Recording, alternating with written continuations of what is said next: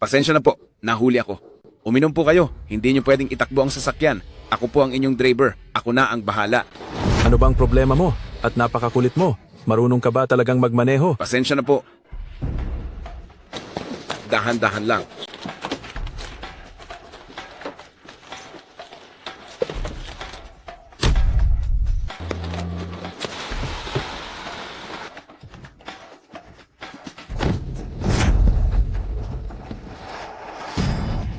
Hindi mo ba ako naintindihan?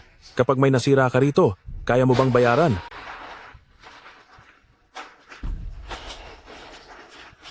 Hello? Ano? Bakit niyo ititigil ang gamot ng nanay ko? Lumalabag na kayo sa batas sa ginagawa niyo, alam niyo ba yon? Sandali. Huwag kang umalis. Pagod na ako. Yang Chen, maghiwalay na tayo. Ayaw ko nang mamuhay ng naghihirap.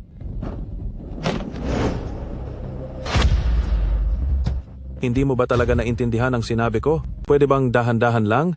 Kapag may nasira ka, may pambayad ka ba? Marunong ka ba talagang magmaneho?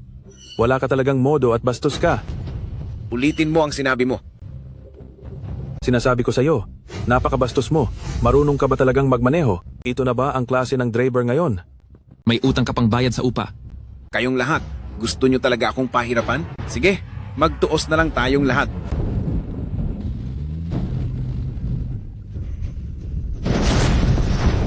Nagsimula na ang sistema. Aking Panginoon, lahat ng panganib ay naalis na, gumamit ng 500 puntos, may natitira pang 500 puntos.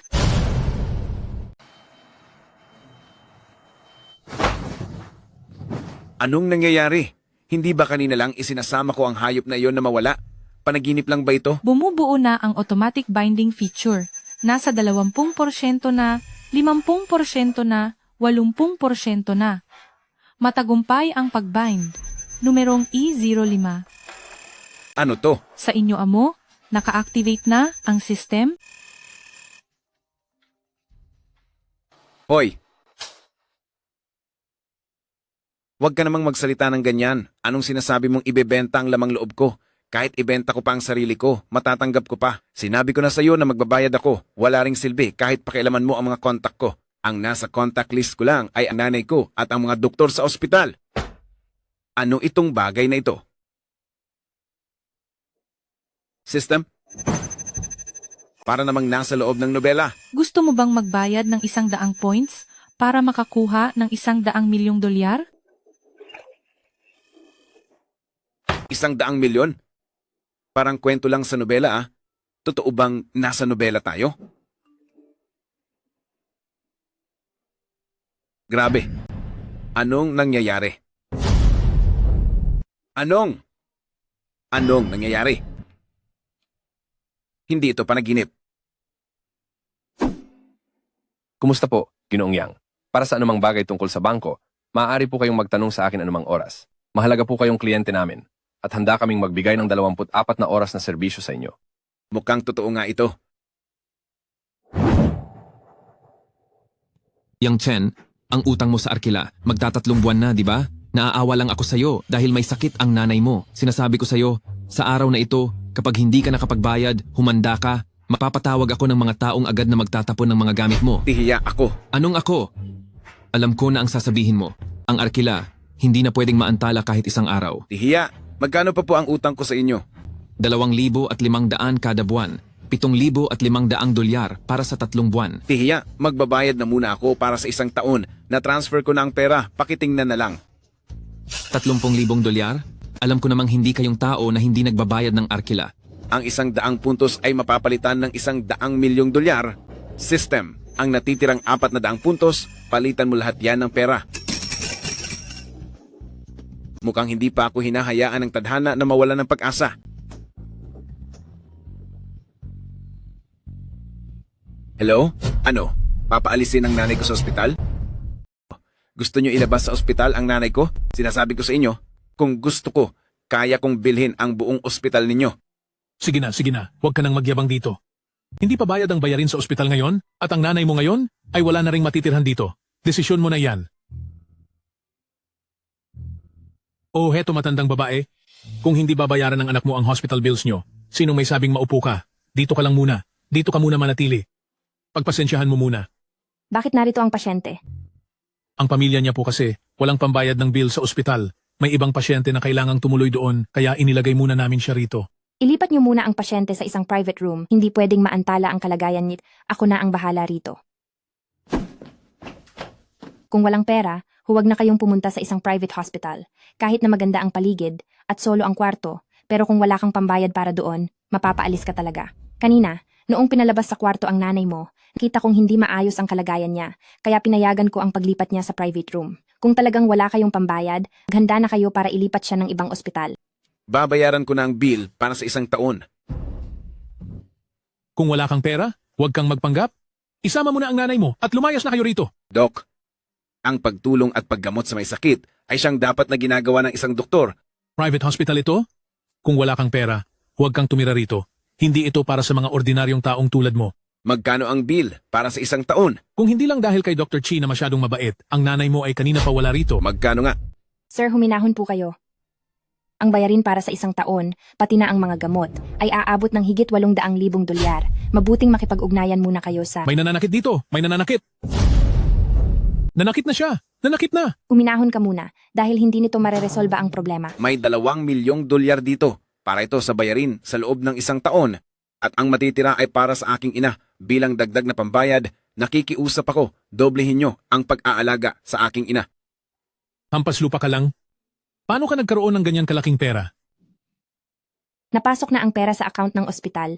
Totoong 2 milyong dolyar ito. Hindi ako masamang tao.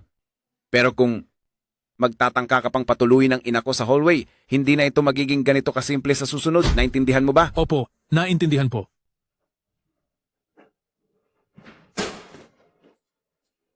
Kung ang pera mo ay galing sa masama o mula sa krimen, hindi tatanggapin ng aming ospital ang ganyang klaseng pera. Kung totoong nanggaling ako sa krimen, wala na sana ako dito ngayon.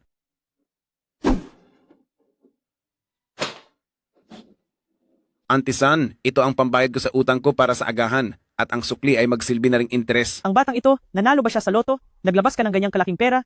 Hindi ka ba natatakot na manakawan? Nanalo sa loto? Parang ganoon na nga, basta tanggapin mo na yan. Aalis na ako. Pagbati, natapos na ang misyon. Ganti para sa munting kabutihan, premyong 10 puntos, natitirang 10 puntos. Misyon? Ibig bang sabihin pag natapos ito ay makakakuha ako ng mga puntos? Ano? Hindi natuloy ang plano? Di ba usapan natin na lolokohin ang batang yan na manghiram ng pera? Bakit bigla siyang nagkapera? Nabalitaan ko na ang batang siyang ay yumaman na ngayon. Anong nangyayari? Hindi ko rin alam po. Brother Long, gusto niyo bang magpadala ako ng tao para manmanan ang batang yan?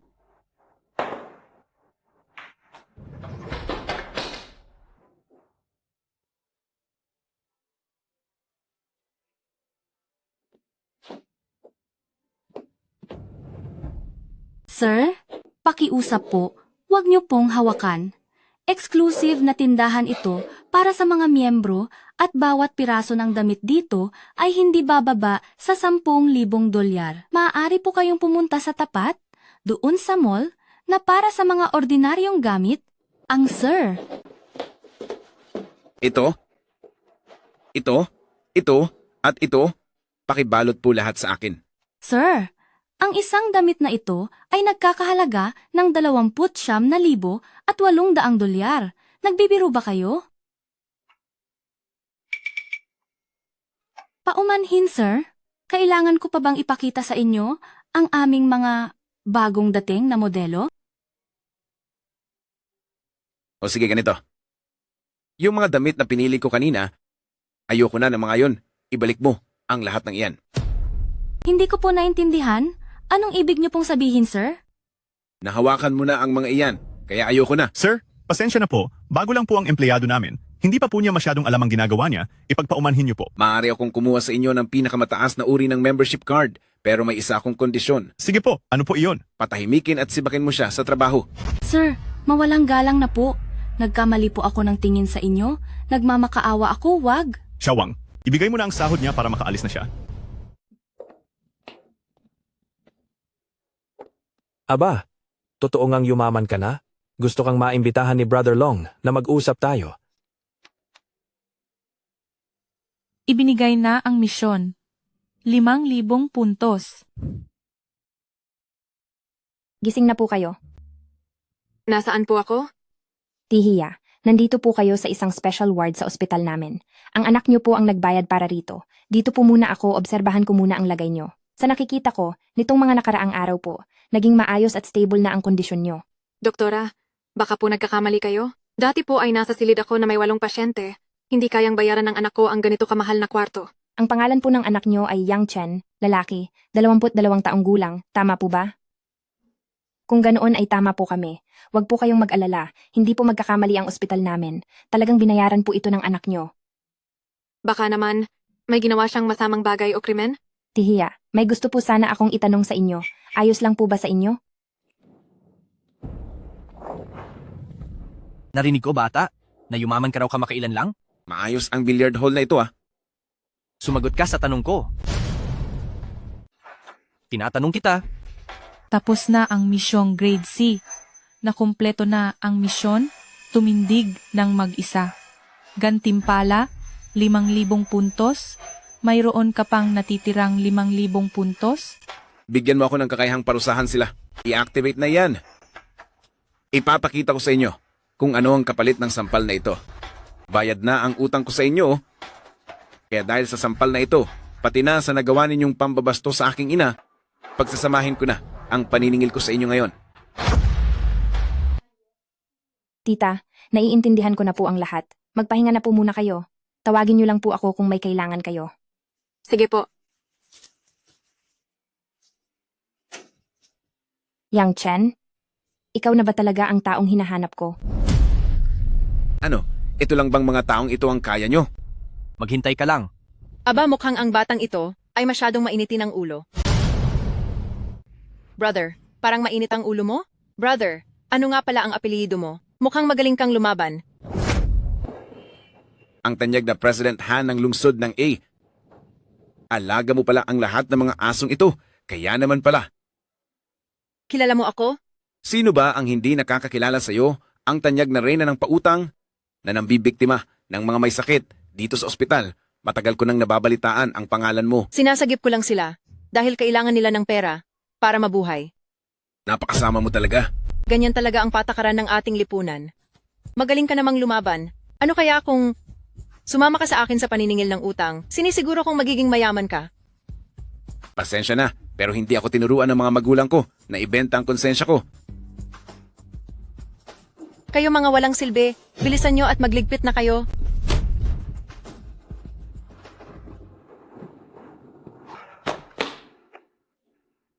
Napakahiwaga ng sistemang ito. Pakiramdam ko ay sumanib sa akin si Zhang Sanfeng.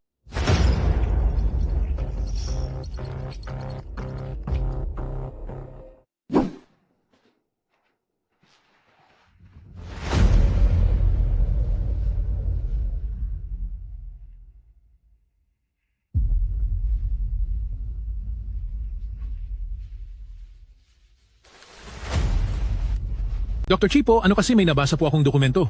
Mauna na po kayo. Mauna na po kayo sa loob.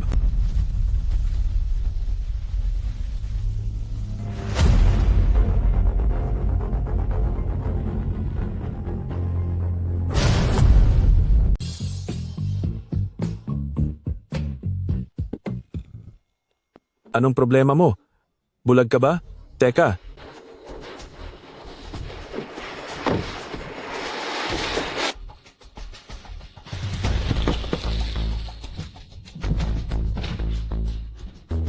Nagkataon lang.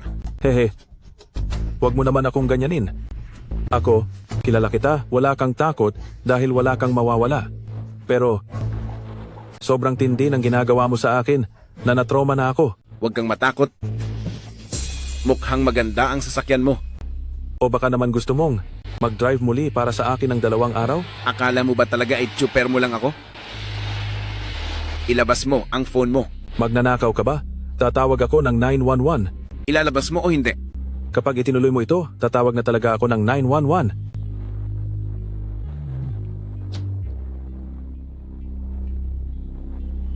Kabibili ko lang nito. Natanggap na sa iyong account ang halagang 2 milyong dolyar. Sa akin na ang sasakyang ito. Bumaba ka.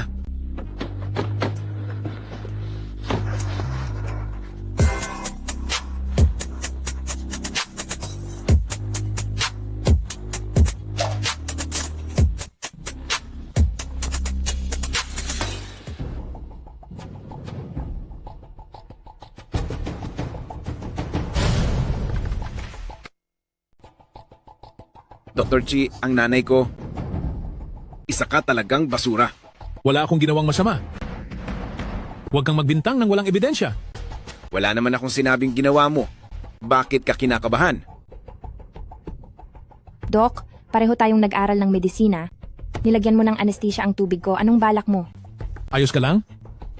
Siyempre, ayos lang ako. Sa reaksyon mong iyan, parang inamin mo na rin. At kung ako nga ang gumawa, ano ngayon?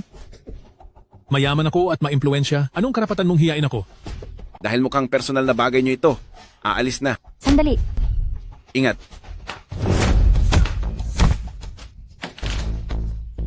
akala mo ba kaya mo ako? Ang galing mo ah. Huwag kang magmadali. Ikaw na ang susunod. Ako? Wala naman akong ginagawa sa'yo. Anong gagawin mo sa akin? Nanalo ka ba sa loto?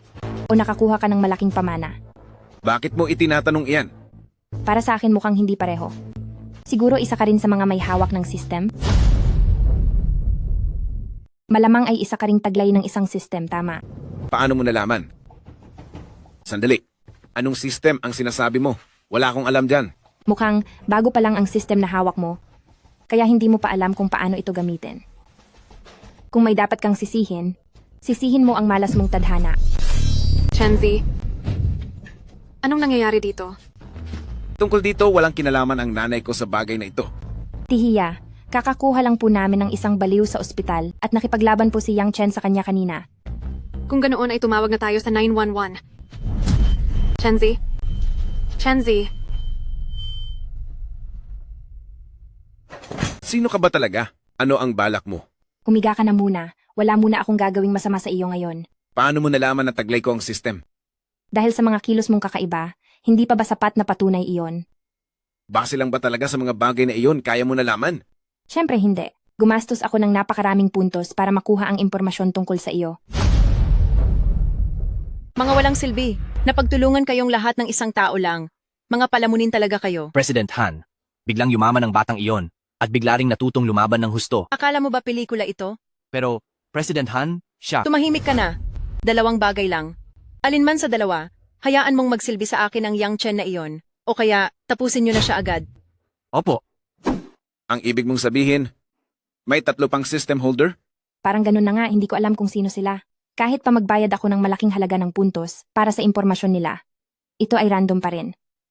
Swerte ka pala. Dahil isang baguhan na tulad ko ang agad mong nakatagpo. Totoo iyan. Kapag nagpabayad ka ng buhay ng isang holder, ang mga puntos na ibibigay ng system ay sobra-sobra at hindi mo lubos maiisip. Siyempre, narinig ko lang din iyon. Pero ikaw bakit hindi mo ako tinapos nung oras na iyon? Ang tanging layunin ko sa pag-iipon ng puntos ay para ma-unlock ang skill ng isang divine healer. Mula noong bata pa ako, pangarap ko na ang makagamot at makatulong sa mga tao. Ano naman ang gamit ng skill na iyon? Sabi nila, kaya nitong magpagaling ng mga sakit na hindi na kayang ayusin ng siyensya ngayon. Kung gayon, dapat pala ay mas tinapos mo na lang ako noon. Nang makita ko kayo ng nanay mo, naisip ko na parang nawawalan na ng saysay ang ginagawa ko. Hindi naman maaaring para magligtas ng buhay, ay kailangan ko munang pumaslang ng kapwa. Pwede mo ba akong turuan kung paano gamitin ang system? Gusto ko ring iligtas ang nanay ko. Mukhang ganoon na nga ang mangyayari. Pagkatapos ng lahat, alam mo na isa rin akong system holder. Kaya ang ibig kong sabihin, marami pang kayang gawin ang sistema. Pero ang tanging paraan para makakuha ng points ay ang pagkumpleto ng mga misyon. Tulad noong nakaramdam ka ng pagkahilo, yun ay dahil sa kakayahan ko. Kaya kong punuin ang paligid ng pampamanhid na usok. Kung ganoon, ibig bang sabihin ay nagmamarunong lang ang doktor na iyon sa harap ng eksperto? Nasa presinto na siya para managot.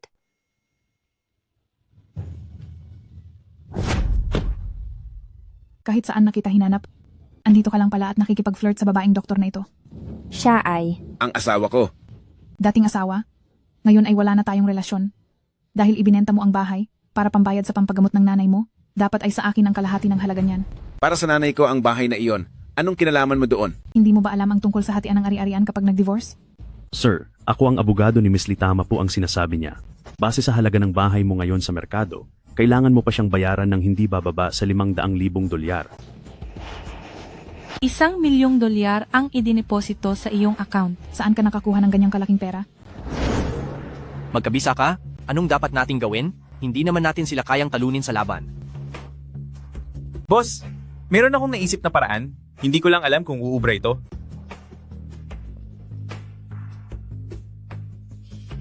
Uubra iyan. Sige, gawin nyo na ang napag-usapan. Opo, boss. Pupunta na kami ngayon, tara na.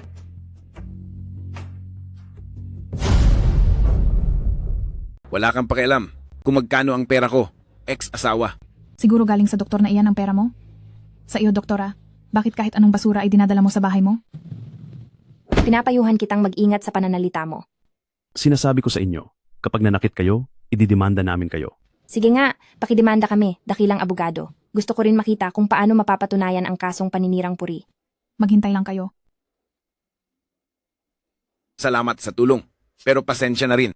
Ayos lang, noong nasa opisina tayo, tinulungan mo rin akong pigilan ang walang hiyang iyon. Wag na. Ang taong iyon para sa iyo ay sisiw lang naman, di ba? Ituring mo na lang ito na reward sa pagiging mabuting tao mo.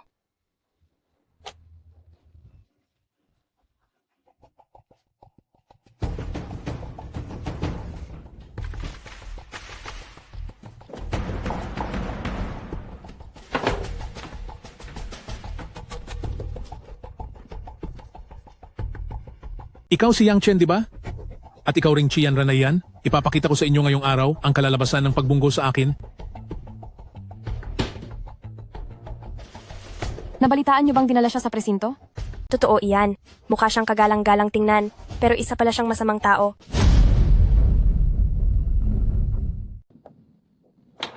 Bakit mo ako dinala rito sa nursing home? Alam mo ba kung paano manggamot ng tao? Hindi ako doktor, siyempre hindi.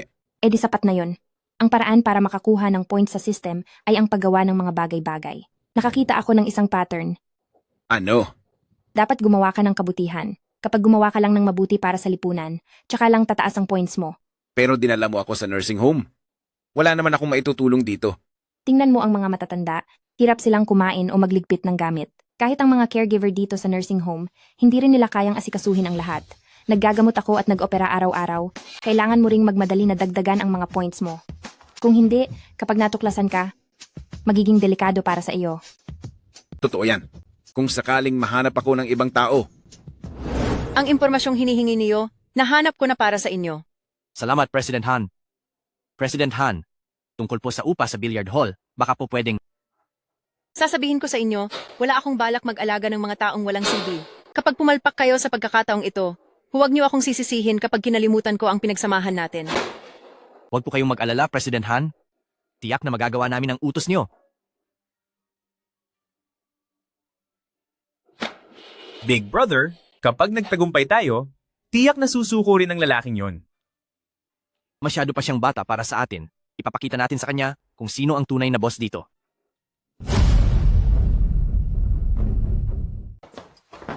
Aray, pagod na ako. Pinaglalaroan mo ba ako? Maghapon kitang pinagsilbihan sa lahat ng bagay. Bakit naman kita paglalaruan? Tingnan mo kaya ang mga points mo. Diyos ko, ang dami ko na palang naipong points. Sabi ko sa iyo hindi kita pinaglalaruan. Huwag mo munang ipalit lahat sa pera sa pagkakataong ito. Kumuha ako ng isang bagong skill. Anong klaseng skill?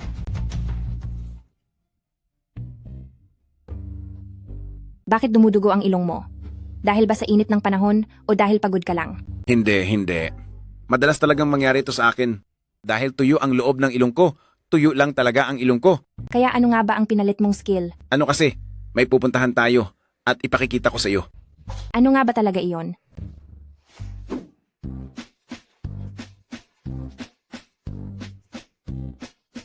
Ang skill na nakuha mo ay baka. Napakabastos mo talaga. Hindi ko rin alam kung nasaan ang switch nito.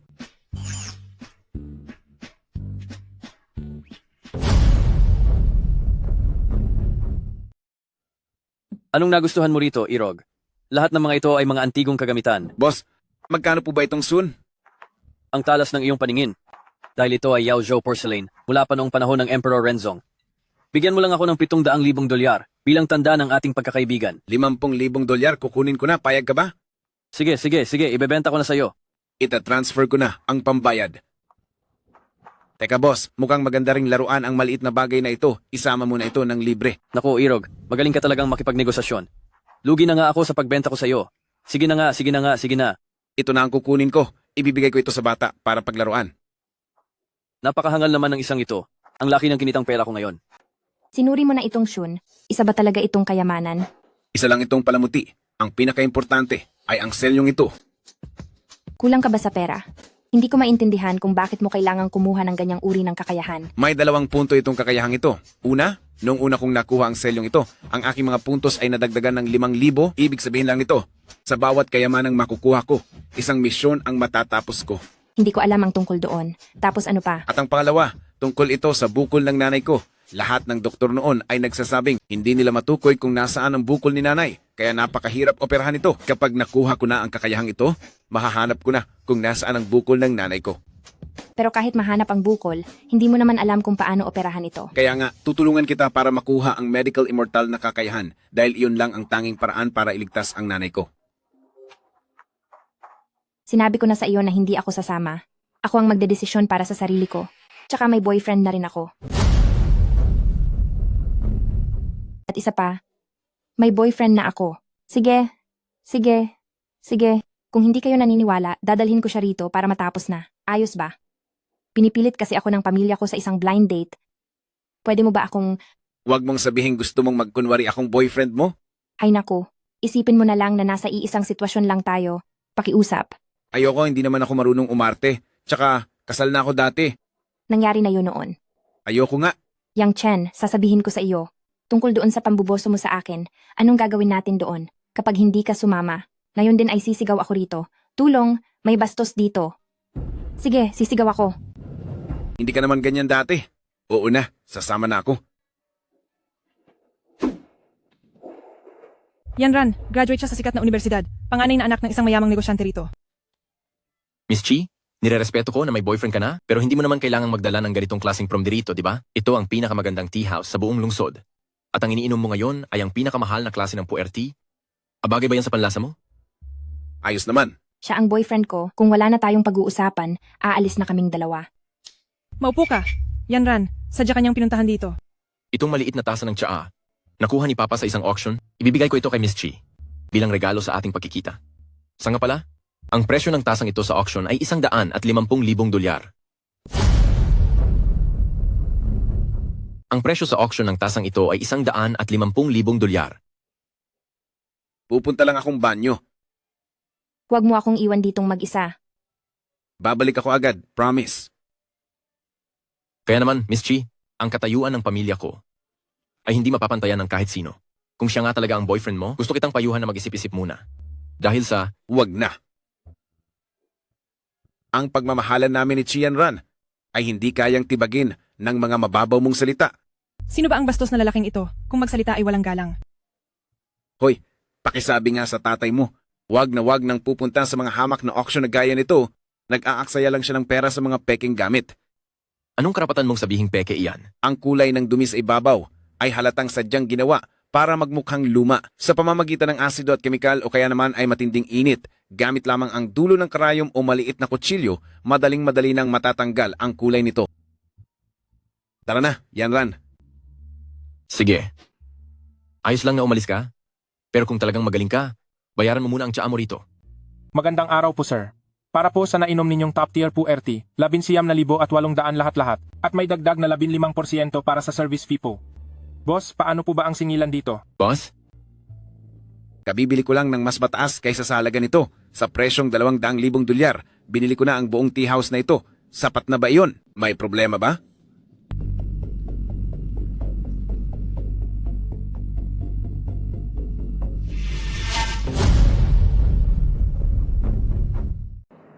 Ikaw ba ang boss ng tindahang ito?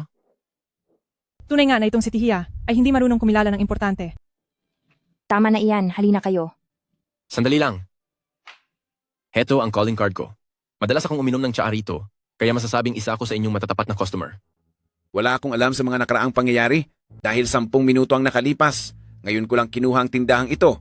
Tungkol naman sa pagkakaibigan niyo ng boss, mas mabuting sabihin mo na lang iyan sa dating may-ari. Sino ba talaga ang taong iyon? Hindi ko rin po alam. Akala ko kasi ang anak naming si Yanran ay nakahanap lang ng isang ordinaryong lalaki. Sino ang mag-aakalang siya pala ay... Sa ginawa mo ngayong araw, ipinahiya mo ang buong reputasyon ng aming pamilya. Sa susunod, huwag mo na akong hahanapin pa. Yung tungkol sa ipinangako mong komisyon sa akin. Iyong Binili mo talaga itong tsaan ngayon lang? Malas lang talaga siya. Hindi ko inakalang ang kakakuha ko lang na kasanayan ay magagamit ko pala agad. Salamat sa pagtulong sa akin sa sitwasyong iyon. Ito ay paraan lang ng tadhana na bigyang pansin ang pagiging mabuti mong tao. Gusto mo bang turukan kita ng pampatulog? At hayaan kang matulog sa gitna ng kalsada? Sige na, pasensya na. Mali na ako.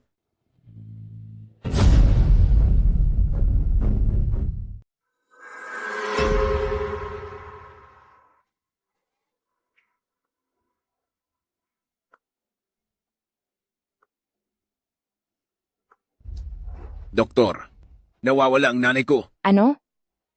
Pumunta muna tayo sa surveillance room at tignan natin kung anong oras lumabas ng kwarto ang nanay mo. Sige. Tapos na ba ang lahat? Nakuha na po namin ang nanay ni Yang Chen at kontrolado na siya. Alagaan nyo ng mabuti ang matanda dahil siya ang pinaka-importante nating alas sa ngayon. Maganda ang trabaho nyo ngayon. Ito ang pabuya para sa inyong lahat. President Han, ilang taon din po kaming naglingkod ng tapat at ibinigay ang lahat para sa inyo? Tungkol po sa kapatid ko. Sa sakit ng kapatid mo, alam mo ba kung gaano kalaking pera ang gagastusin ko? Sa kakarampot na kinikita nyo ngayon, hindi pa sapat iyan kahit para sa isang kama sa ospital. Katatapos nyo lang gumawa ng pabor para sa akin. Humihingi na agad kayo ng kung ano-ano? Pasensya na ho.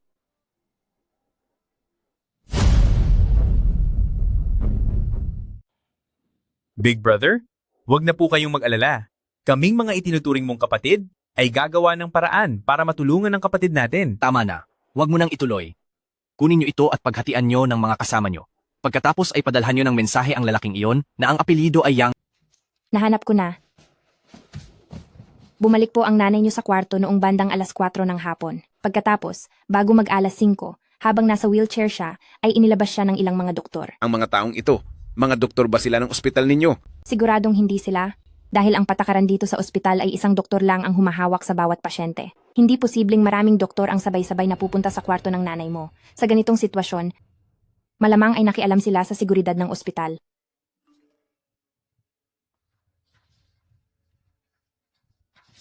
Dapat ay naisip ko na ito noon pa. Ang ginagawa mo ay tila pagpapatiwakal. Iba na ako ngayon. Malaki na ang ipinagbago ko kaysa dati. Dahil alam na nila na malakas ka, tiyak na maghahanda pa sila ng husto. Kung basta-basta ka na lang papasok doon, kapag napahamak ka, mapapanganib din ang kaligtasan ng nanay mo. Wala na akong paki sa iba pang mangyayari.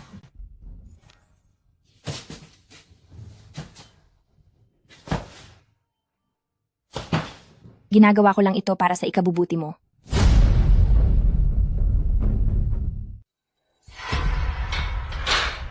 Balita ko, medyo matindi raw ang tao ngayon ha. Sige, ito na po siya, tingnan nyo po. Para lang siyang sisiw, napakawala nyo talagang silbi. CJ, wag nating maliitin ang kalaban. Kahit pa kayo ang world champion sa sanda, pero ang lalaking ito, mukhang may kakaiba siyang mga teknik. Kaibigan, nabaliw ka naman sa bugbog. Hindi mo ba alam na ang chige na ito ay dalubhasa sa pagtalo sa kahit anong madayang teknik? Alam ko po. Pinapaalalahanan lang po kita. Sige na, huwag na madaming daldal. Ang kailangan lang nating gawin ay hintayin siyang dumating dito. Ji Yanran, ikaw, Gising ka na pala. bakit mo ginawa ito? Siyempre, dahil ayokong mapahamak ka doon. Pero hindi mo naman kailangang patumbahin ako. Mukhang lahat talaga kayong mga lalaki ay pare-pareho. Kapag may nangyayari, bigla na lang kayong sumusugod. Ano ito? Ito ang blueprint ng billiard hall. Mayroon akong plano.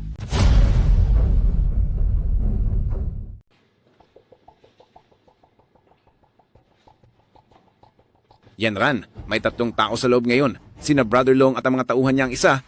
Pero meron pa na hindi ko pa nakikita dati. Baka iyan ang mga tinawag nilang tulong. Mag-ingat ka po ng husto. Sige, papasok na ako.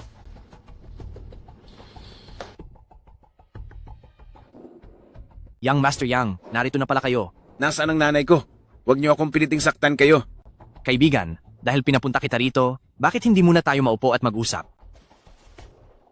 Huwag na tayong magplastikan. Gusto ko munang makita ang nanay ko. Anak, ay naku, ang kaibigan mong ito, napakabait niya. Ipinasyal pa ako sa mall. Hindi namin sinaktan ang nanay mo. Sa katunayan, isinama namin ang matanda para magliwaliw sa magagandang tanawin. Salamat sa kabutihan niyo. Pero kailangan ko na siyang makita agad. Huwag kang mahiya, parang pamilya na tayo. Sino ang makikipagpamilya sa inyong mga usurero? Paano kung talagang gusto ko na magkalapit tayo, Yang Chen? Huwag kang masyadong mayabang. Ano ba talaga ang gusto mo? Ang boss namin, na siyang nakita mo noong nakaraang si President Han, gusto ka niya. At umaasa siyang maaari tayong magkatrabaho. Tinanggihan ko na siya noong nakaraan. Alam mo, Zhuge Liang, kailangan ng mahabang pakiusap bago makuha ang isang tulad mo. Huwag ka nang madaldal. Hindi ko gagawin iyan. Para sa akin, mga inutil lang kayo. Para sa akin, napakawalang kwenta ninyo. Pahirapan nyo na lang siya hanggang sumuko. At makukuha rin natin ang lahat, di ba? Sige, hindi iyan ayon sa patakaran? Kausap ko pa itong batang kapatid nating ito? Walang hiya. Akala mo ba talaga ay tauhan mo lang ako? Para sermonan ako tungkol sa patakaran? Ang grupo ninyo ay talagang wala ngang kwenta. Pati sarili ninyong kasama ay hindi nyo pinapalampas. Kasama? Ang tanging tinuturing kong kasama ay ang mga taong mas malakas kaysa sa akin. Sila, mga lampa ang galing. Akala mo ba talaga ay matatalo mo ako? Ayos ka lang ba, Yang Chen? Ayos lang. Pumunta ka na ngayon sa Huwayang Department Store. Nandoon ang nanay ko. Paano naman kayo? Ayos lang ako. Gamitan mo na sila ng pampatulog. Pero para sa pagtakas lang iyon. Napatumba mo na ako ng 2 beses. Kaya mas may karanasan na ako kaysa sa kanila. Sige, dapat ay maging ligtas ka. Hindi ako basta-basta mawawala. Hindi pa ako tapos mag-enjoy. Hindi ba't sabi nila ay malakas ka? Hindi ba sabi nila napakalakas mo? Anong nangyari? Gumagamit ka ba ng lason? Lason? Mukhang naiwan ka na sa nakaraang siglo. Bakit parang wala lang sa iyo? Bakit naman hindi? Ang babaeng ito, kailangan ba talagang ganito kalakas? Mukhang kailangang tapusin ko na ito ng mabilisan. Ganyan din ang iniisip ko. Tihiya, maganda rin po ang damit na ito. Pwede niyo po itong subukan. Sige, susubukan ko. Sige po, isukat niyo. Tihiya, ako ito. Si Dr. Chi. Bakit ikaw? Ang mga tao sa labas, hindi sila mga kaibigan ni Yang Chen. Kung ganoon, sino sila? Gusto nilang gamitin kayo para takutin si Yang Chen. Nandito ako para iligtas kayo. Kaya naman pala nagpapalakas sila sa akin? At binibilhan pa ako ng damit. Tihiya, makinig po kayo sa akin mamaya. Gusto ko po sanang magpunta sa banyo. Tihiya, may sakit pa po kayo. Nag-aalala po kami sa inyong katawan. Sasamahan na po namin kayo. Sige na nga.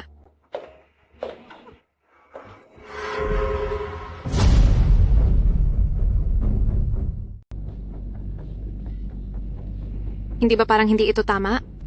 Kung ganoon, Tihiya, maghihintay po kami sa labas para sa inyo.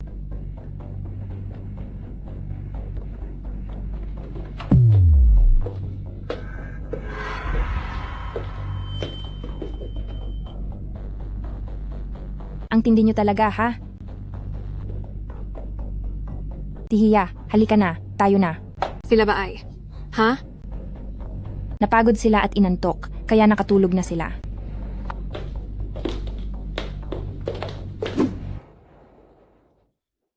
Ikaw. Marunong ka ring magsanda? Isipin mo na lang na isa akong henyo. Basta't nakita ko ang isang galaw ng isang beses, siguradong matututunan ko na iyon agad. Kahit na hindi ako naniniwala sa sinasabi mo, pero aaminin ko na napakahusay mo. Magpahinga ka na lang ng mahimbing. Hello? Salamat sa paghihirap mo. Pabalik na ako ngayon dyan. Ma, okay lang po ba kayo? Maayos lang ako. Tungkol sa mga nangyari nitong mga nakaraan, ano ba talaga ang nangyayari? Maayos naman po ang lagay ni Tihiya, at hindi naman po sinaktan si Tihiya ng mga tao doon. Ma, wala po yung problema. Huwag po kayong mag-alala. Magpahinga na lang po kayo para gumaling. Hindi maaari. Kailangang magpaliwanag ka sa akin ng malinaw. Mag-usap muna kayong mag-ina. May aasikasuhin pa ako sa ospital. Aalis na muna ako. Ma, totoo po. Wala talagang problema. Anak kita at galing ka sa katawan ko, kaya kung may problema man o wala, sa tingin mo ba hindi malalaman ng isang ina? Ano po ba ang gusto niyong malaman? Bakit parang bigla kang naging napakayaman? Bumili lang po ako ng tiket sa loterya at nanalo po ako. Anong loterya? Magkano ang napanalunan mo? Hindi ko na matandaan. Siguro mga ilang milyong dolyar. Yang Chen, kung hindi ka magsasabi sa akin ng totoo, simula ngayon, hindi na kita kakausapin. Ma, magtiwala po kayo sa akin. Ang hindi ko pagsasabi sa inyo ay para rin po sa ikabubuti nyo. Ang mga sinasabi mo ay eksaktong katulad ng sinabi ng tatay mo noon, parehong-pareho talaga. Ang tatay ko? Nitong mga nakaraan, wala ka bang nararamdamang masama sa katawan mo? Wala naman po. Bigla ang yaman? Aksidente sa kotse? Ma, anong sinasabi nyo? Huwag nyo naman po akong takutin. Yang Chen, katulad ka rin ba ng tatay mo, na parang sinasaniban ng kung anong kapangyarihan? Walang silbi. Isang grupo ng mga walang silbi. President Han, ginawa naman ni Kige ang lahat ng makakaya niya. Lahat ng makakaya? Mahigit 10 kayo. Pero hindi nyo natalo ang isang Yang Chen? Hindi sa ganoon, iyong lalaking nagngangalang Yang, talagang magaling siya. Nasa ospital pa hanggang ngayon si Lauki. Alam mo ba kung gaano kalaking dolyar ang nalugi sa akin? Simula sa araw na ito, sabihin nyo sa mga pasyenteng iyon, itataas ang interes. Kapag hindi sila nakabayad, kayong lahat magbabantay kayo sa harap ng ospital para maningil. Kapag hindi nyo nasingil, kukuhanin ko ang mga organo ninyo at ibebenta ko lahat iyon. President Han, kapag itinaas pa ang interes, maaaring magkaroon ng masamang mangyayari. Masamang mangyayari? Iyon ang gusto ko. Noong nagsisimula pa lang ako, marami na ang nawala sa kalsada. Oo nga pala. Iyong kapatid mo ay nasa panganib din. May kailangang magbayad. Hindi mo naman siguro gustong siya iyon, di ba? Naiintindihan ko po. Yan Ran, anong nangyayari rito? Sa ospital na ito, maraming pasyente ang nangungutang para sa pagpapagamot. Ngayon, iyong nagngangalang Han, gustong itaas ang interes nila. Magtataas ng interes? Malamang dahil sa nangyari sa iyo, nagalit ang Han na iyon. Kaya balilipat na sila ng ospital. Ang ilan ay sumuko na sa pagpapagamot, umuwi na lang sila para maghintay sa huli. Kasalanan ko ang lahat ng ito. Nako, kanina ka pa nagtatrabaho, magpahinga ka muna at uminom ng tubig. Ma, matatapos na po ako. Siya nga pala ma. Yung naikwento nyo noon, tungkol sa anong engkanto iyon. Bago mawala ang papa mo, sabi ng mga taga-nayon ay nabaliw na siya. Bakit naman po nila nasabing baliw siya? Ikinulong niya ang kanyang sarili sa isang bodega at nanatili doon ng isang buwan. Noong oras na iyon, wala ni isa sa amin ang makabukas ng pinto niya. Oh, anong nangyari pagkatapos? Pagkatapos noon, kagaya ng sinabi ko sa iyo, isang gabi, sinabi ng papa mo na aalis siya. At simula noon, hindi na siya bumalik pa. Nalaman lang namin kung nasaan siya. Noong binalitaan kami ng mga pulis trapiko. Pulis trapiko? Ibig sabihin, aksidente sa daan? 10 taon na ang nakakalipas. At itinalagang isang aksidente iyon. Pero bago iyon mangyari, ang papa mo ay biglang nagkaroon ng maraming pera, binilhan niya ako ng maraming gamit, at nakapagpatayo pa tayo ng bahay. Kaya gusto kitang tanungin, saan galing ang pera mong ito? Kahit ipaliwanag ko po sa inyo, ay mahihirapan po kayong intindihin. Pero pangako ko po sa inyo, hindi ako magiging katulad ni Papa, na bigla na lang mawawala nang walang pasabi. Bahala na. Ngayon bigla kong namimiss ang matandang iyon. Ma, dapat tayong magpatuloy sa buhay. Nandito naman po ako para samahan kayo. Malaki ka na, kung may mga bagay na ayaw mong sabihin, hindi kita pipilitin. Pero dapat ay mangako ka sa mama ng isang bagay. Huwag na huwag kang gagawa ng anumang mapanganib na bagay. Opo ma, nangangako ako. Yang Chen, lumabas ka muna sandali. Ma, labas muna po ako. Sige na, lumabas ka na. Ano ang plano mong gawin? Doon sa pamilya Han. Sa totoo lang, may naisip na akong paraan. Sakto nga, at may kailangan din ako sa iyo. Samahan mo ako sa isang lugar. Anong lugar ito? Ito ang bagong lugar na nakuha ko. Naisip ko kasi na kailangan ko rin ng sariling opisina. Talagang ang garbo mo ha. Dahil gusto noong taong mula sa pamilya Han na kalabanin tayo, pati na rin ang maraming pasyente. Kaya sa pagkakataong ito, itutuwid ko ang lahat para sa kabutihan. May paraan ka na ba para labanan sila? Kani-kanina lang, inimbestigahan ko ang lahat ng kumpanya niya at ang kanilang mga dokumentong pinansyal. Marunong ka rin sa ganyan? Mula nang makaharap ko sina Brother Long at Chige sa isang laban, nakaipon na ako ng maraming puntos. Kaya ngayon, natuto na rin akong gumawa nito. Nahulaan ko na iyan. Pero sa susunod, dapat ka ring mag-aral ng mga kasanayan para maprotektahan ang sarili mo. Sa totoo lang, ang pag-aaral ng mga ganitong bagay ay isang paraan na rin para protektahan ang aking sarili. May isa pang bagay. Tungkol ito sa iyong ina. Ganito na lang. Ngayong hapon ay sumama ka sa akin sa mga gusali sa sentro ng lungsod. Nais ko muna kasing doon pansamantalang patuloyin ang aking ina. Siguraduhin nating hindi kakalat ang balitang ito. Siyempre naman. Tungkol naman sa aspetong medikal, kakailanganin ko ang tulong mo. Walang problema.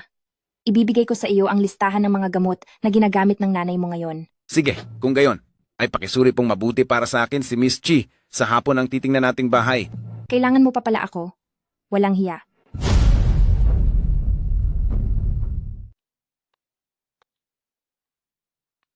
Bakit parang walang pumapansin sa atin? Baka busy lang ang lahat. Sir, dito sa aming property viewing, kailangan muna ng verification ng pera. Hindi ito basta-basta kaya ng mga karaniwang rich kid. Verification? Magkano ang kailangan? Dapat umabot sa 500 milyong dolyar ang asset nyo. Mayroon ditong 1 bilyon at 500 milyong dolyar. Ngayon, kwalipikado na ba ako? Paumanhin po sir, igagawa ko na po kayo agad ng arrangement para makita ang unit. Maupo muna po kayo. Kukunin ko lang po ang mga dokumento. Sandali lang. Iyon na lang. 1 bilyon at 200 milyong dolyar. Full payment. Pa-reserve na agad para sa akin. Sigurado po kayo? Bakit? Bawal ba akong bumili? Ay, hindi naman po sa ganoon sir. Ngayon lang po kasi ako nakakita ng ganoon kabilis na paraan ng pagbabayad. Ihahanda ko na po agad ang kontrata nyo. Sir, ito po ang phone number ko. Pwede ko rin po bang makuha ang sa inyo? Palagay ko ay hindi na kailangan dahil balak lang naman namin ay bumili ng isang bahay. Sir, kung may iba pa po kayong kailangan, maaari niyo po akong tawagan. Anong kailangan? Bumibili lang ako ng bahay. Ano pa ba ang kailangan kong makuha mula sa iyo? Ano mang kailangan niyo po sir, ang aming panig ay handang.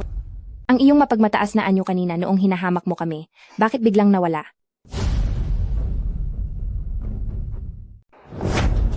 Bakit ang ekspresyon mo kanina na parang minamaliit mo ang mga tao ay biglang nawala?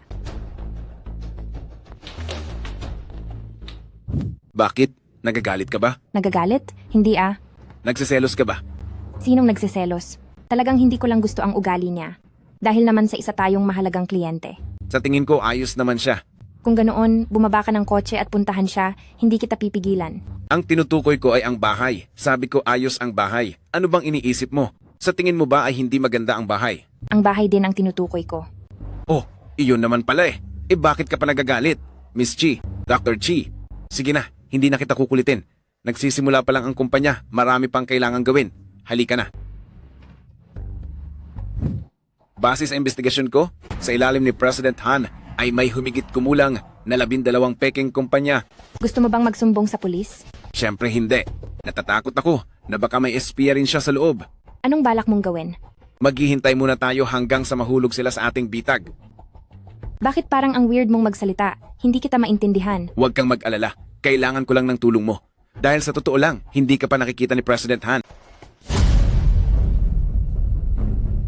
Ikaw ba ang kumontak sa pamamagitan ng telepono kay President Chi? Mukhang ikaw nga si President Han.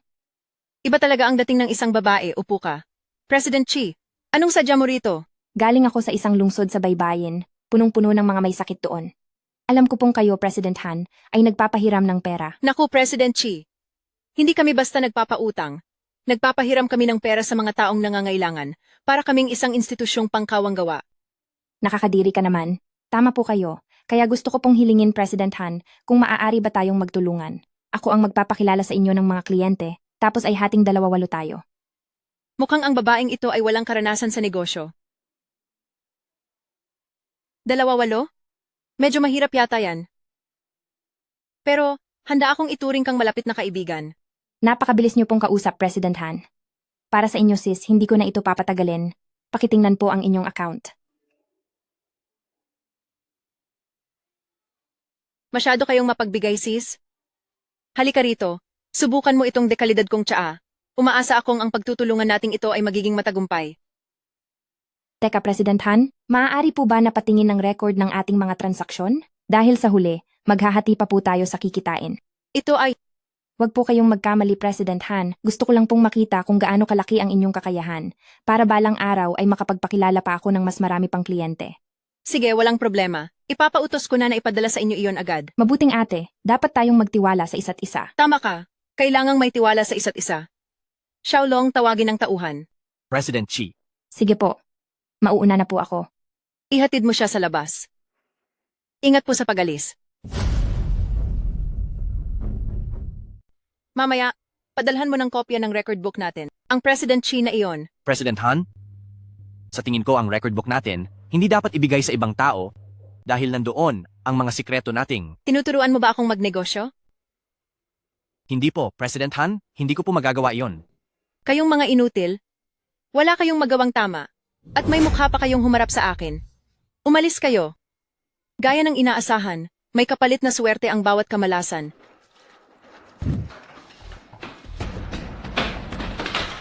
Kinabahan ako doon, ngayon ko lang ginawa ang ganitong bagay.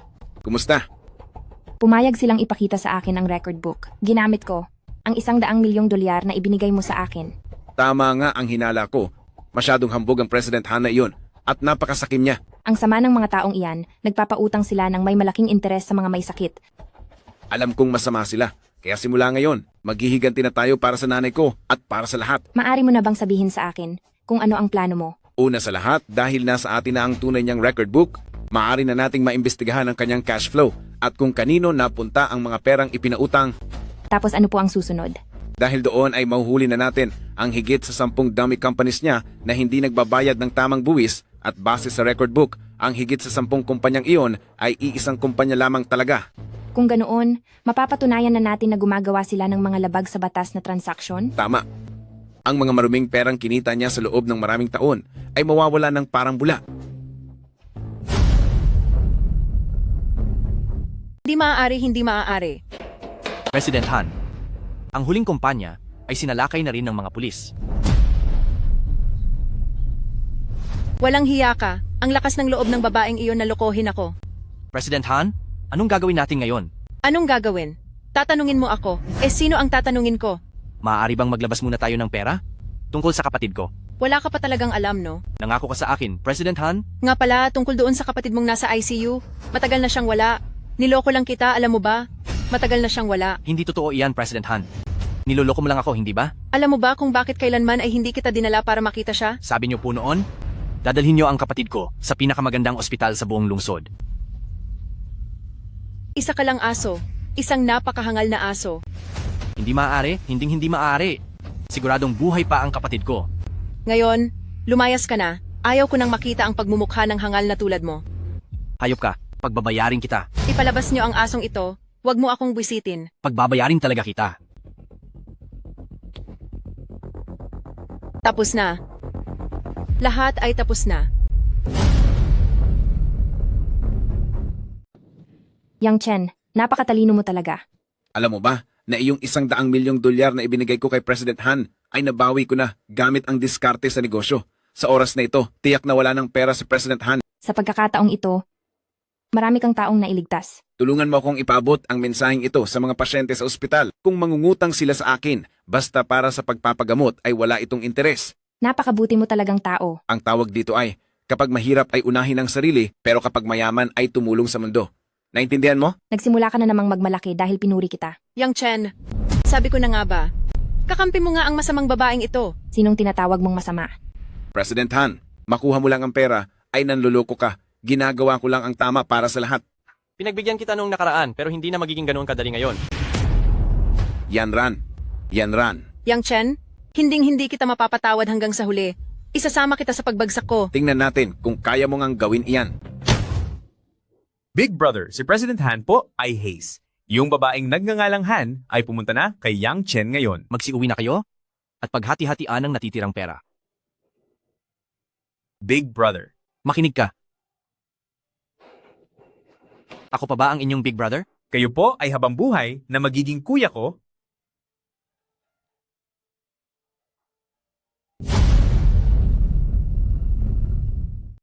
Huwag ka na gumawa ng walang kwentang paglaban. Tumigil ka na ngayon bago pa maging huli ang lahat. Wala na akong atrasan, isasama kita sa aking pagkawala. Yang Chen, idilat mo ang iyong mga mata at tingnan mo nang mabuti. Tumigil ka. Ipapakita ko sa iyo kung paano mawawala ang taong mahal mo sa harapan mo. Kung ano ang mararamdaman mo.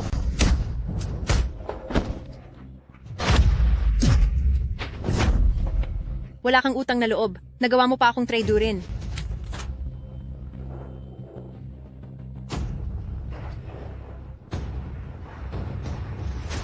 Talaga bang may lakas ng loob kayong manakit ng kapwa?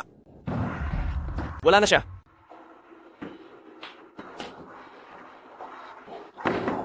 Ayos ka lang ba? Hindi ko kailangan ng malasakit mo. Ang nangyayari sa akin ngayon ay sarili kong kasalanan. Huwag ka na magsalita. Dadalhin kita sa ospital. Huwag na. Ang Han na yon, sinasabi niya noon na maililigtas niya ang kapatid ko, naloko niya ako sa loob ng 2 taon. Ngayon, pagkatapos ng lahat ng masasamang nagawa ko, oras na para humingi ako ng tawad sa aking kapatid. Napakalaki ng bahay na ito. Tiyak na napakamahal nito, di ba? Tihiya, ibinigay po ito sa inyo ng ospital. Upa lang ang kailangang bayaran. Hindi naman mahal. At kaya pa naman itong bayaran ni Yang Chen. Nay, dito na po kayo manirahan ng kampante. Ligtas po rito. Ikaw ba? May kailangan lang po akong asikasuhin sa loob ng 2 araw na ito. Kapag natapos ko na ang mga gagawin ko, babalik agad ako. Tihiya, kadalasang pagkatapos ng trabaho ko, dadalawin ko po kayo para dalhan ng gamot. Yang Chen, napakabait talaga nitong si Dr. Chi. Dapat ay alagaan mo siyang mabuti, huwag mo siyang pababayaan. Nay, kung ano-ano na po ang sinasabi nyo. Ano, Tihiya, may gagawin pa po ako. Mauna na po ako. Pahatid ka na sa kanya, ipasasama kita sa kanya, ihatid mo na siya. Ano pa ba ang balak mong gawin? Natagpuan ko na ang kapatid ni Along sa pasilidad ng mga yumao. Naghanap ako para sa kanilang dalawa ng magandang himlayan. Napakasama rin ng naging kapalaran niya. Oo nga siya pa naman ang nagligtas sa buhay natin. Nararapat lang na tulungan natin siya sa huling pagkakataon. Ano na ang balak mo pagkatapos? May isang bagay na hindi ko maintindihan. Iyon ay tungkol sa tatay ko. Sa tatay mo? Nabanggit ni nanay noong nakaraang araw na mukhang katulad ko rin daw ang tatay ko. Ang ibig mo bang sabihin ay may system din ang tatay mo? Hindi ko alam. Sabi ni nanay, parang sinasaniban daw siya ng espiritu. Pero sa mga ganyang pamahiin, parang imposible naman talaga habang iniisip ko. Marami pang inaasikaso sa ospital namin ngayon. Baka hindi muna kita matulungan. Ayos lang. Ang laki na ng naitulong mo sa akin. Sige, aalis na ako.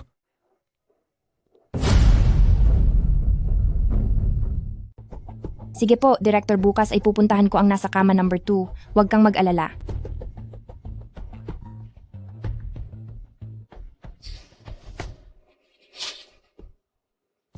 Isang babae lang pala? Napakapagod kitang hinanap. Sino ka? Pareho lang tayo. Kapag natapos na kita, ay makukuha ko na ang libo-libo at milyong-milyong puntos. Kapag nawala ka na, ay magiging marangya ang buhay ko habang buhay at maging walang hanggang buhay. Lagot na. Hello, nandyan ba si Dr. Chi? Si Chianan ba? Kanina pa siya nakaalis. Naku po. Salamat. Yan Ran. Yang Chen, bilis, takbo na. May libreng isa pa ngayon ha. Napakaswerte ko naman talaga. Ihahatid ko na kayo ng mahinahon, hindi ito masakit.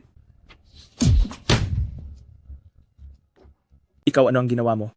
Yang Chen, kaya ko lang siyang pigilan ng 30 segundo. Umalis ka na. Yan Ran, kung aalis tayo, dapat magkasama tayo. Manong, bibigyan kita ng 2 milyong dolyar. Pumunta tayo sa Waihai Villa. Bilisan mo. Yang Chen, inaantok na ako. Huwag kang matulog. Huwag kang matutulog. Ginamit ko na ang lahat ng naipon kong mga puntos sa buong buhay ko. Ayos lang yan. Makakapag-ipon pa tayo. Sasama ko sa iyong mag-ipon ulit sa susunod. Dapat sana ay sapat na ang naipon ko at malapit ko na sanang matupad ang pangarap ko. Mababawi rin natin yan.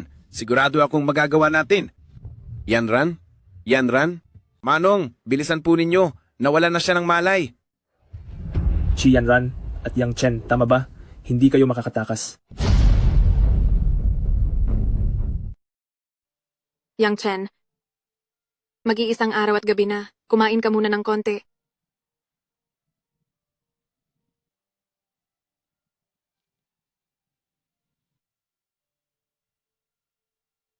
Yang Chen, ano ba talaga ang nangyayari? Ma, ano po ba talaga ang nangyari kay Papa? Sa tingin ko, panahon na para malaman mo na ang lahat. Nay, itago mo itong notebook. Huwag na huwag mong ibibigay kahit kanino. Ano po ito? Hindi ko pa maipapaliwanag ng maayos ngayon. Basta kailangang tandaan mo, isipin mo na lang na sinaniban ako ng isang makapangyarihang nilalang. Tinutulungan niya ako, pero may mga tao ring gaya ko. Anong makapangyarihang nilalang? Linawin mo nga ang sinasabi mo. Hindi ko pa ito maipaliwanag.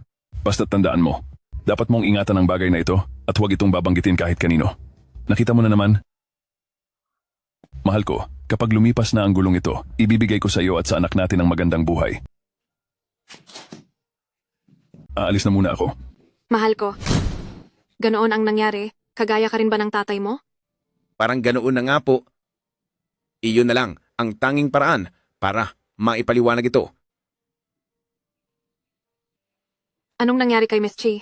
Nasapiin siya. Isipin na lang natin ganoon ang nangyari. Kayong mga tao, Tingin niyo ba dahil matanda na ako ay madali niyo na akong maluloko?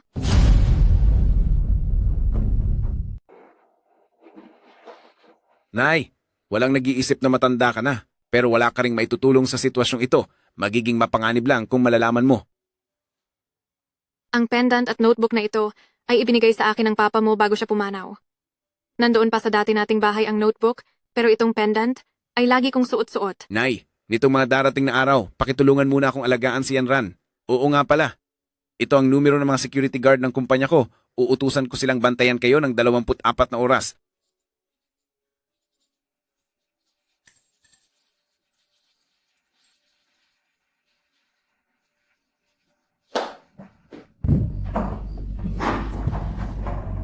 Gaano na ba katagal na walang tao rito? Hindi naman kaya iyon ginamit ni nanay na panggatong at sinunog?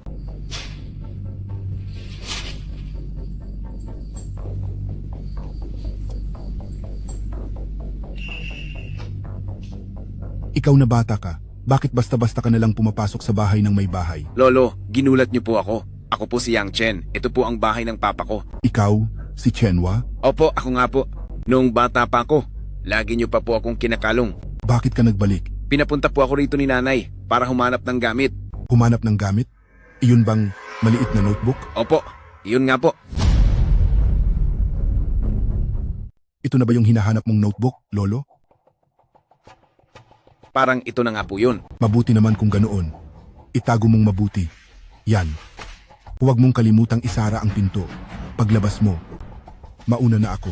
Lolo, yung mga tao rito, sa baryo. Ang mga tao sa baryo ba?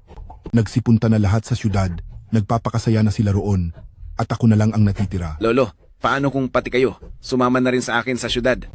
Wag na. Ako, sanay na ako sa tahimik. Hindi na kailangan.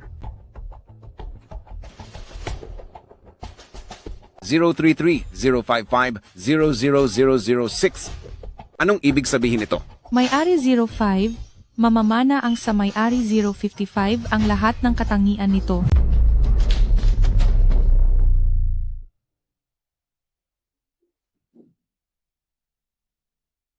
Tay, ngayong beses na ito ay talagang napakalaki ng naitulong nyo. Hoy, gising ka na. Yang Chen parang may. Naramdaman mo? Oo, kitang-kita ko ang pinagbago. Anak, bakit pakiramdam ko ay lalong sumigla ang iyong disposisyon? Yanran, kamusta na ang pakiramdam mo? Mas mabuti na, doktor naman ako, kaya alam ko kung paano alagaan ang sarili kong katawan. Sige na, kayong dalawa ay mag-usap muna, kayo. Mag-usap lang kayo, iwan ko muna kayo. Napakahusay. Mukhang magaling ka na talaga. Oo nga, mukhang maayos na ang lahat. Gusto niyo bang kumain muna, anak? Ipagmamaneho ko kayo para kumain sa labas. Ihahanda ko lang ang sasakyan. Napansin mo ba? Pagkaalis pa lang natin ng bahay, nararamdaman ko nang may sumusunod sa atin. Maya-maya umorder ka ng tsaa para kay mama, pagkatapos ay sasamahan kita. Sa pagkakataong ito, sinisiguro kong hindi ako magiging pabigat. Hindi. Ang totoo, kasi ay... Kayong dalawa nagawa niyo pang magbulungan diyan. Ma, bakit po kayo parang bata na mapaglaro? Yang Chen, mukhang naiwan ko ang bag ko sa sasakyan. Maaari mo bang kunin ito para sa akin? Sige po, samahan mo muna si mama na mag-order. Ma, kukunin ko lang po. Pabili po nito. At nito. Pati na rin ang inyong pinakamasarap na Longjing tipo. Dr. Chi, ano ang tingin mo kay Yang Chen? Tihiya, magkaibigan lang po kaming dalawa. Ang mga bagay tungkol sa inyong mga kabataan, hindi ko na po maintindihan.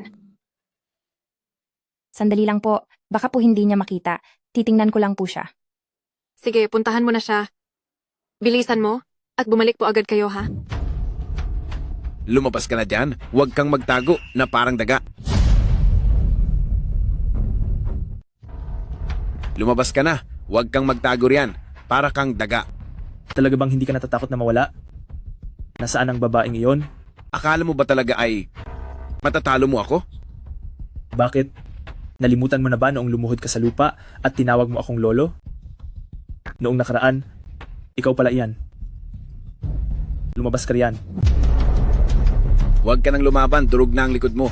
Masyado sigurong mabilis kaya hindi mo pa namamalayan. Maari ring dahil sa pampamanhid ko, kaya wala siyang nararamdamang sakit. Handa ka na bang mawala?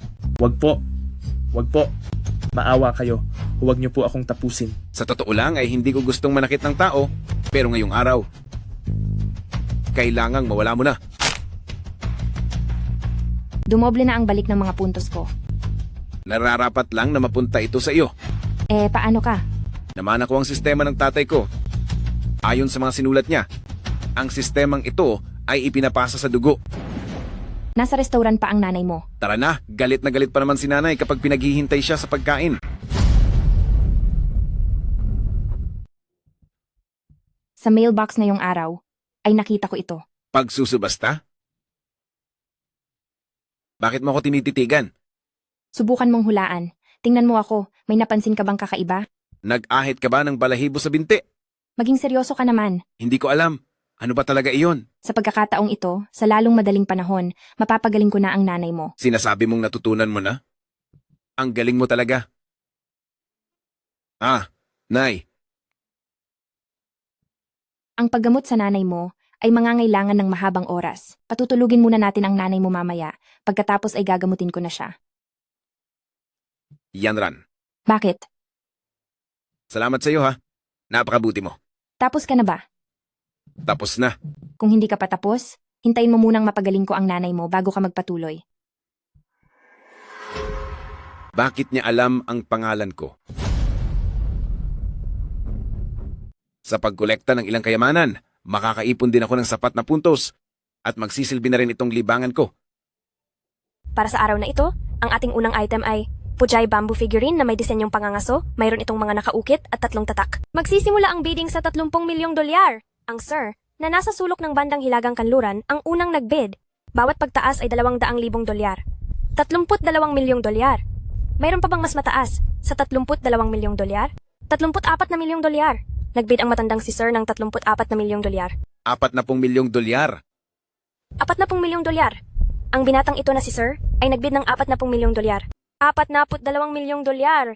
Kahit matanda na itong si sir, napakalakas pa rin ng kanyang loob makipaglaban. 50 milyong dolyar.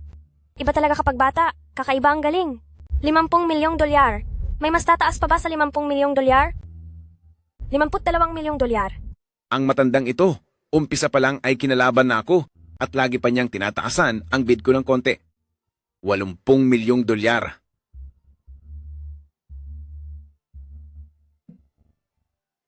Hindi ka panipaniwala. Ang matandang lalaking ito ay nag-alay na ng buong pusta. Ibig sabihin nito, lahat ng item sa bidding na ito, gaano man kamahal ang halaga, ay babayaran na lahat nitong matandang si sir. May ganun pala? Napakayaman naman pala ng matandang ito. Tihiya, kumusta ang pakiramdam nyo?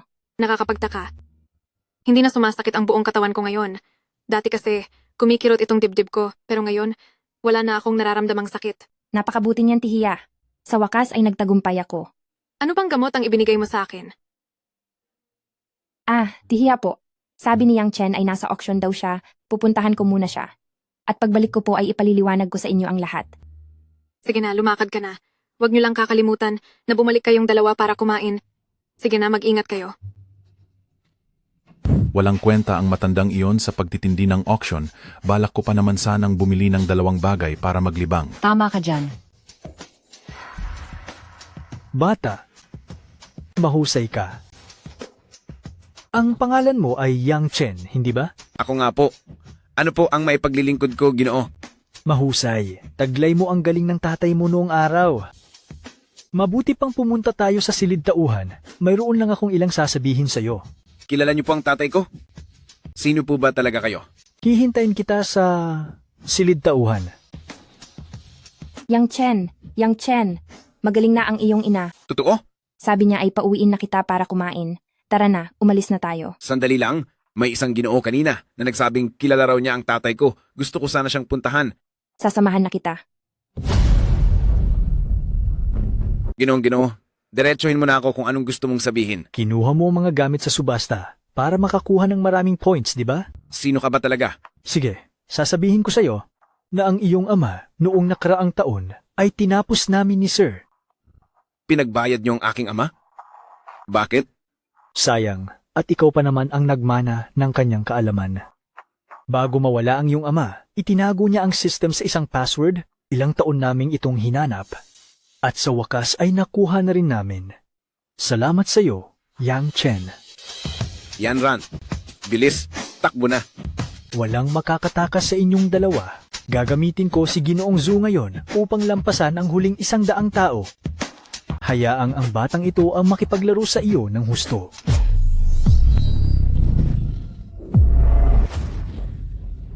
Mukhang kung hindi kita tuturuan ng leksyon ngayon, ay hindi ito matatapos.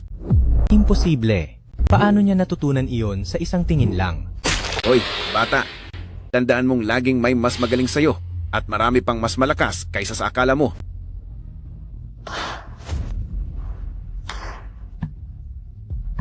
Magaling. Ngunit sayang. Dahil sa harap ko, si Chile, ubos na ang iyong lakas. Chile.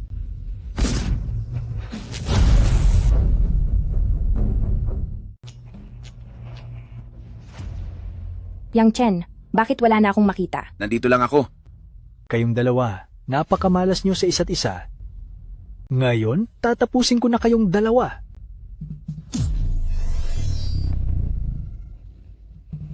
Ang piraso ng jade na ito ay nasa kamay niyo pa rin palang mga pamilyang Yang.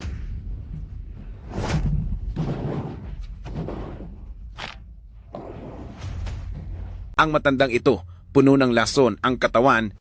Yanran, huwag kang lalapit. Sa lahat ng plano ko, hindi ko inaasahan na mahahawakan ang jade na ito. Sisirain ko ito ngayon din. Yanran, anong ginagawa mo? Ikaw kaya ang pang-4 na henerasyon na tagapagmana ng pamilyang Chichili. Ikaw, sino ka? Ako si Chi Yanran, si Yanran. Hindi maaari.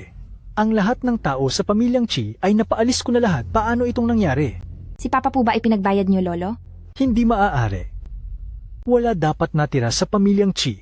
Hindi ko ito papayagan. Yanran, mag-ingat ka.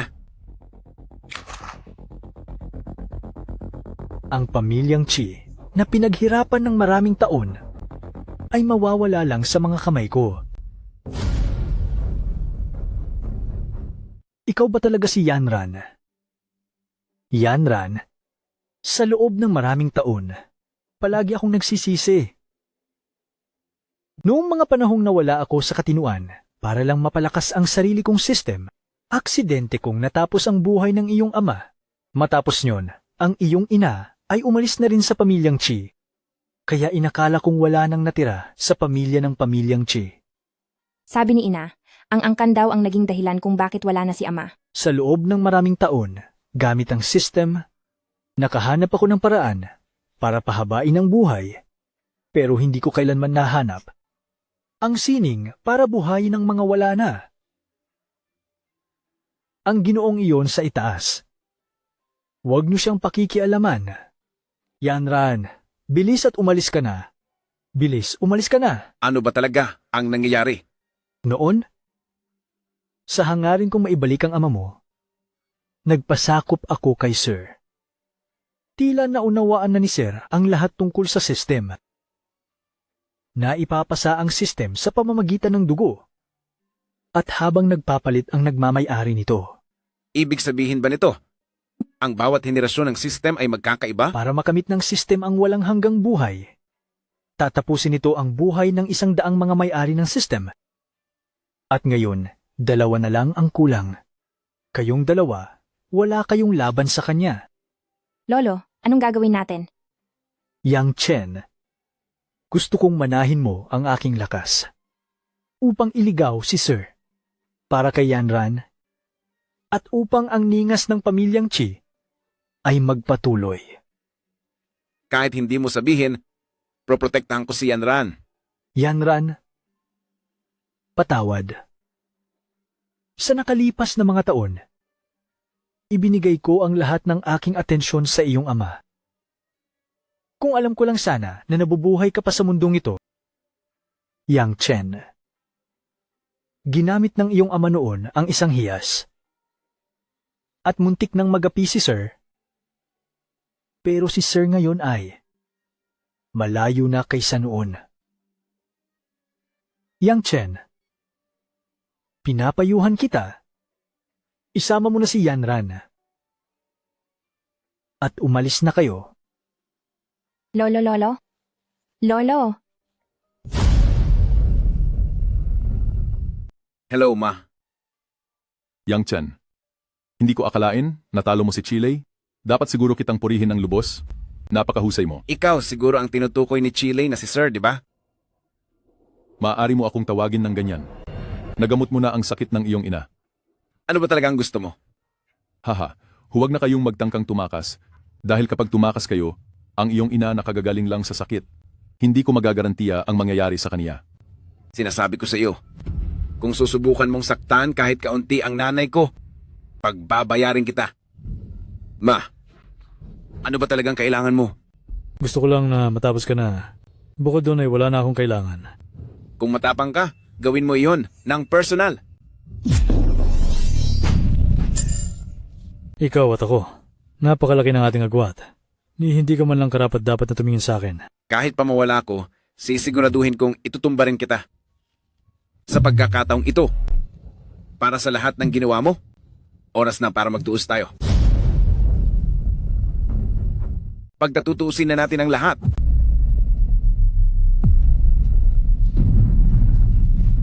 Ito ang napapala ng humaharang sa akin.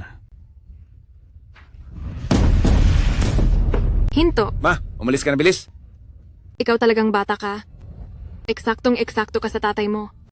Anumang bagay ay hindi mo maipaliwanag ng maayos. Sarili mo lang ang iniisip mo sa paggawa. Ngayon, na may panganib na ang mama mo lang ang tanging magpoprotekta sa iyo. Mahusay, mahusay. Ang palabas na ito ay naiyak ako sa sobrang pagkabilib. Ma! Huwag ka nang sumigaw, wala na siya. Ang isang palad kong ito, kung sa ordinaryong tao lang ito tumama, durog na sana ang kanyang leeg. Lalabanan kita hanggang dulo. Noong saktan ng malubha, nang tatay mo ang katawan ko. Ngayong araw ay ipatitikim ko naman sa iyo. Ang pakiramdam na mawala ng pinakamamahal sa buhay. Wag. Nagmamakaawa ako sa iyo, wag.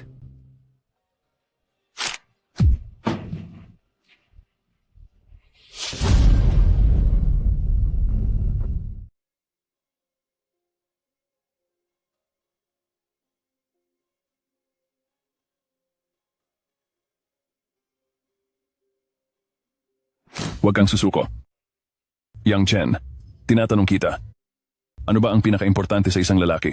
Dapat bang marunong lumaban? Huwag kang magbiro. Seryoso ako. Hindi ko po alam. Ang pinaka-importante sa isang lalaki ay ang hindi kailanman pagsuko. Ang tagumpay ay walang madaling daan. Kung mayroon man, dalawa lang iyon. Ang una ay manatili hanggang huli. At huwag na huwag susuko. Ang pangalawa ay kapag gusto mo nang sumuko, balikan mo ang una, manatili hanggang dulo, at huwag na huwag susuko.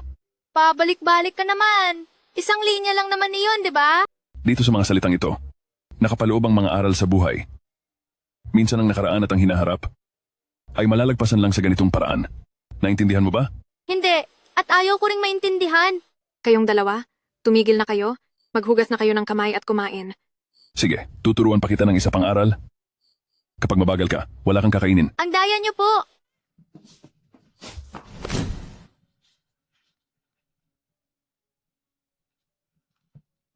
Nais mo bang bumalik?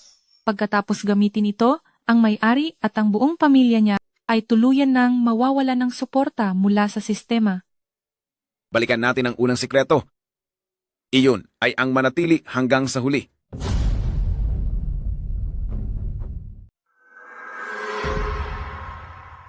Hindi ito maaari. Kakatapos ko lang silang lahat parusahan kanina. Hindi ito posible. Tila ba, mga tao talaga mula sa pamilyang Yang ang mas magaling. Kaming mga nasa pamilyang Yang ay nais lamang makasama ang aming mga minamahal at mamuhay ng masaya. Ngunit, dito sa mundong ito, laging may mga taong nabubuhay sa pag-apak sa iba. Ang batang ito siguradong pagod na pagod na. Napakahirap ng pinagdaanan niya. Alagaan mo po siyang mabuti at magluluto muna ako. Sige po, Ma. Ano ang tinawag mo sa akin? Tihiya. Mag-asawa na kayo, kaya hindi mo na ako dapat tawaging Tihiya. Tawagin mo na rin akong Mama.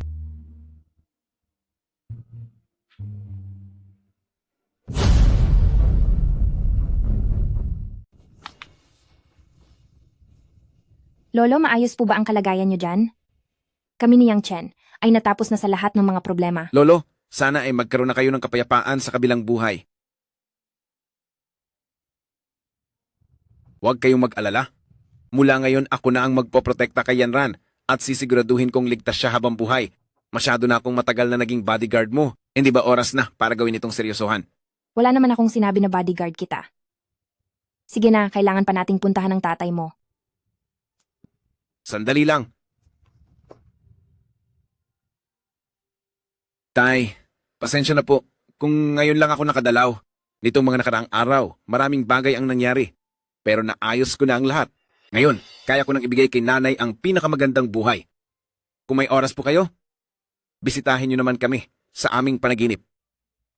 Tito, si Yang Chen ay isang napaka-aasahang lalaki. Tiyak na magiging proud po kayo sa kanya. Paano naman ikaw? Proud ka ba sa akin?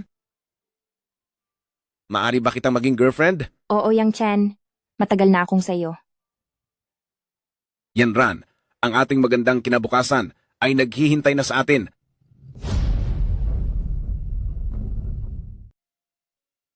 Natatandaan niyo pa po ba ako, Punong Baryo?